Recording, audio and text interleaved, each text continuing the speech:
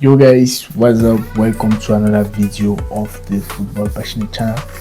I know this video is coming a little bit late, but I really wanted to talk about this game of Barcelona against Galatasaray. We played in the Camp Nou and the game ended a draw. In fact, a result we weren't expected. Before we start talking about this game, guys, you like, subscribe and share, and let's take off.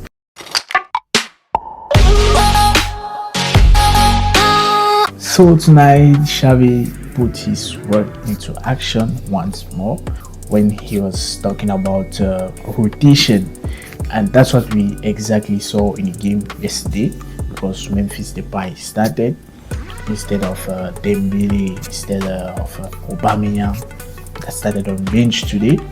So we saw some rotation, and Busquets too that started on the bench today. Frenkie de Jong was there to replace him to play, in fact, this role, and Frenkie de Jong was accompanied by Pedri and Nico Gonzalez on the right side.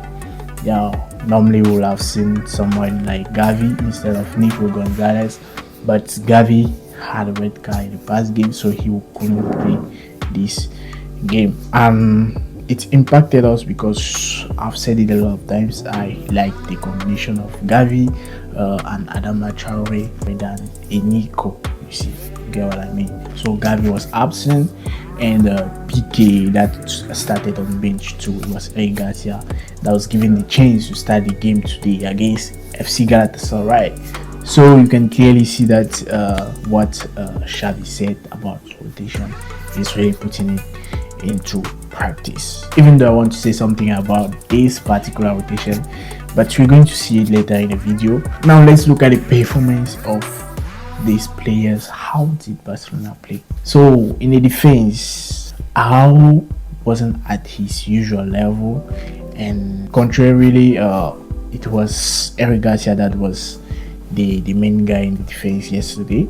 Not to say Araujo had a bad game or a pitiful or a disgraceful game. No, the issue of Araujo came from the clearance, and I think Xavi talked about it just after the game in an interview. So Araujo isn't very good at clearances, and that should be something very typical of a center back. If he was a right back or left back, like the classic right backs and left backs, because in modern football now, even the left back and right backs, they should know how to carry the ball forward and even assist in the attacking disposition of the team. But how as center back, he should be he's a very good defender, but he still has problem in carrying the ball, in clearances, in making the right decisions and everything. Eric Garcia, instead, he has all those abilities, he has all those qualities into getting the ball. He's not as tough as Araujo, but I think he has the mindset of a pure Barcelona player. That means that can keep ball. That's it. So tonight, for the game of yesterday, please, Araujo wasn't that good as he used to be, and Eric Garcia was the guy. He was far better than Araujo. I know it's very surprising. And Dest and Alba that were playing as right back and left back, both of them played very well. I'm very happy to see this giving the performance he keeps on giving to us in the past games and even up to now. It really shows we can count on him. I think he has been working very hard, and he's making a lot of improvements. And Jordi Alba, he's no more Messi the way he used to be in some games we've seen this season, and in the recent games up to now, he's doing some really great job there, giving good balls and having good courses, and he's not hesitating to take shots when it's really necessary, and I really like that from Jordi Alba. So Barcelona dominated the whole of this game, like possession, shots on target and everything. We're getting used to that. We're getting used to seeing Barcelona dominating the game the way they are doing. We are getting used to that, and we have liked Barcelona to at least get a goal, and it's very surprising. And I think this is the first time since we are having the whole squad we have in the attack there. Like, since we have our new signings, since we have our very dangerous attackers, as we do have now. It's very surprising to see that we end a game without scoring a goal. Sure, we were unlucky, but I wasn't really convinced by the actions I saw today, the opportunities Barcelona created today. I wasn't really convinced. I think the choices of Xavi today were not really convincing. They weren't good enough for me, even though in the second half he chose to make some substitutions and everything. But the starting lineups, not that the players are not good. The issue now in Barcelona is not too much about the players. I think every players now are trying to give their all, trying their best to play well, to put out a good performance. But now there's the problem of complementarity, because I think there are some players that play best when they're together than some other players, like the example I took earlier in this video. I talked about Gavi and Traore. I like the combination more than a Nico with maybe Dembele. You see, there's a problem of complementarity, and that can cause some serious problem to FC Barcelona. And I would have liked Xavi to start Aubameyang. Why? Because you start with the most dangerous player you have as a number 9, and after the guy gets you first goal or second goal, after you're leading by 1 or 2 goals, that's when you can take him off the pitch to give a chance to another player. I would have liked something like that better than to start with Ferran Torres. We know how Ferran Torres he's not confident, he's not having the confidence to put in a goal since some weeks now.